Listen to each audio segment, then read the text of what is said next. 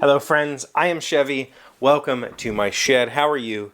How's life in your world? How's things where you are? Let me know. I love hearing from you. I've been working on this game thing, website design. In case you don't know, a couple of weeks ago I launched a website called NoRoguesAllowed.com. I'll put a link in the description. And hopefully I remember to put it on the screen. No Rogues Allowed currently is a fantasy weapon and now armor generator for a game that I hope to someday design called No Rogues Allowed. This all started because I was playing some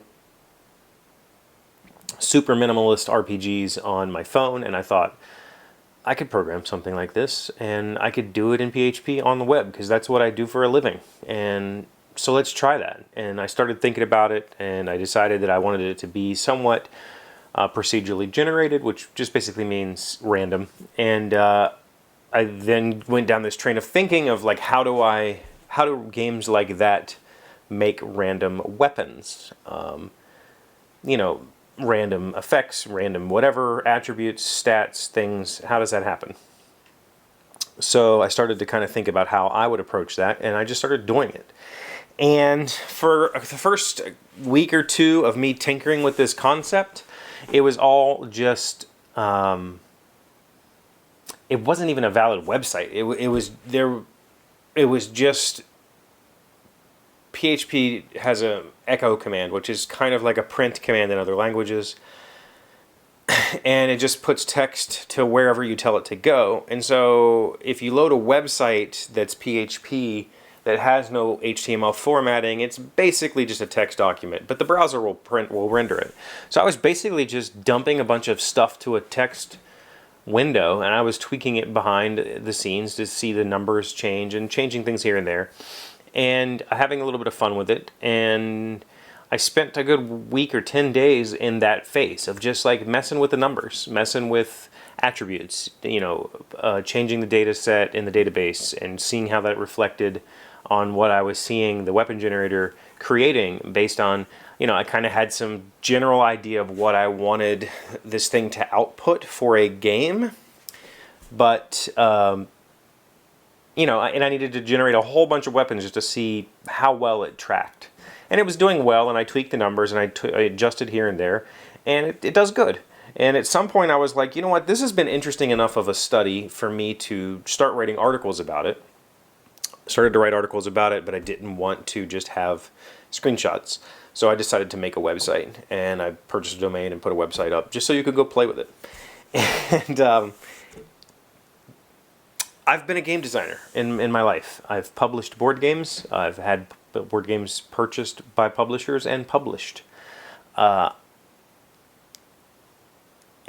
I've always had the, I guess, hang up, or I've always taken a looks first approach, or I've said that the user interface, whether it's a board game or a website, is important to the overall game. Like you can, when designing a card game, for instance, you could just write words on blank paper and it would work, but it's not a representation of how the game will actually be played, and that can have a negative impact on how you feel about the end thing.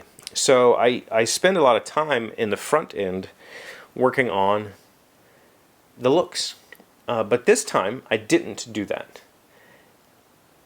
I just wanted to get the idea out of my head, but I got it out of my head, but I then couldn't. Then I decided, well, I need to see it. I need to put it in motion. And so I was generating these numbers that meant nothing. And so I needed to give them meaning. And so I started to think about, well, once this becomes a game, how will it play? How will the user kind of work through the stages of the game? What are the actions the player can take when they're attacked? How is combat going to work? I had to figure all that stuff out in my own, system, and put those numbers in so that it made sense. And so now, if you go to NoRoguesAllowed.com today and click on the submit button or generate button, it'll make a fantasy item, and it looks good. I'm happy with the way the site looks. I feel comfortable with that layout going forward, with that aesthetic. I like the aesthetic going forward. So I just need to make sure it renders okay on different screen sizes and all that sort of stuff. And that's all the kind of like little tweaking that I love. Sometimes when I was doing board game work and I would talk about how you work on your prototype, I would always tell people, just ignore the artwork. Nobody cares. Your publisher is going to throw away whatever artwork you've done.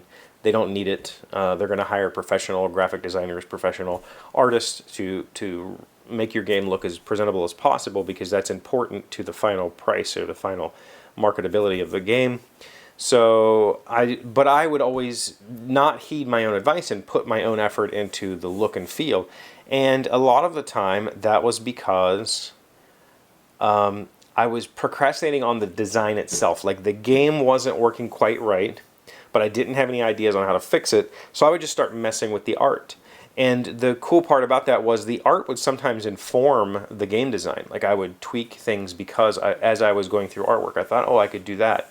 And just working on the art meant that the game as a whole was in my head still and fresh and going. And so the art became kind of a productive procrastination. It was a way for me to procrastinate on the hard part by doing something that's tangentially beneficial to the product. And that's what I did yesterday. I had the armor generation working Wednesday. I did not upload it to the site on Wednesday because I wasn't happy with a couple of things. It's a little bit different than weapons. And I'll write an article this weekend and put it up so that we can talk about the differences between the two systems. But it's not dramatically different. It's just different enough. And then last night I was going to publish an article and I decided to not do that and instead draw icons for all of the weapons and armor. And this is the first, I guess, real art that I've done since being on lockdown. It's not real art. It's like really cartoony, kind of very small graphical representations of weapons and armor. But now when you go click the button and you get a weapon, you get a little graphic to go with it. And I worked on all that until like 11 o'clock last night, which is way past my bedtime. I'm usually I'm in bed at 10 and up at 5:30 kind of person. So stayed up late and worked on that. And then I ended up telling my boss today that I needed to take a half day just so I could work on it. And it's ready. It's live now. You can go see the icons and they're fun. And I guess what I'm trying to get at is sometimes when you have a project that is maybe overwhelming, and for as simple as a game as I intend for this to be, it's still very overwhelming. It's still a very large project that's way outside the realm of anything I've attempted before.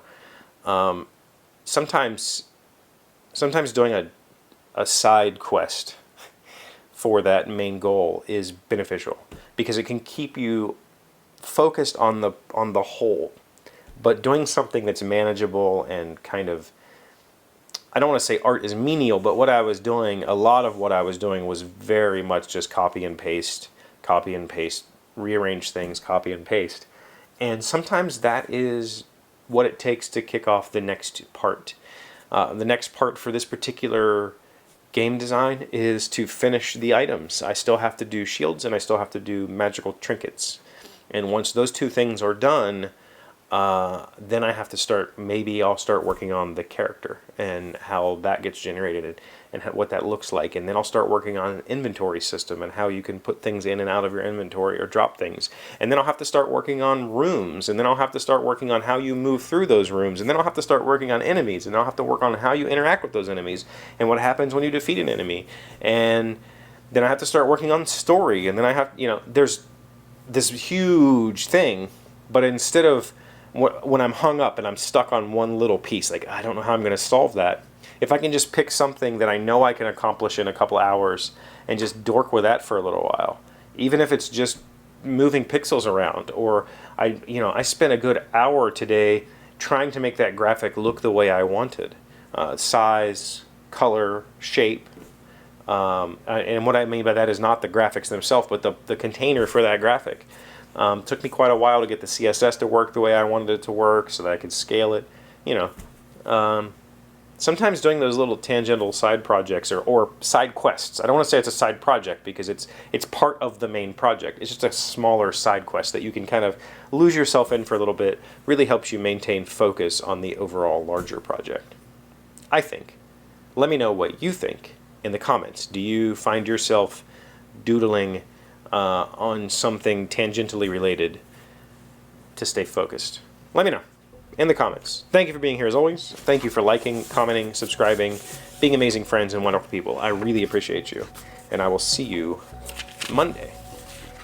Today's word you should know is bacchanal. It is a noun meaning a wild celebration, a party at which the partygoers are loud and out of control, often fueled by excess alcohol consumption. The initiation ceremony at the fraternity turned into a full-blown bacchanal requiring the intervention of campus police to restore order. Bacchanal. B-A-C-C-H-A-N-A-L.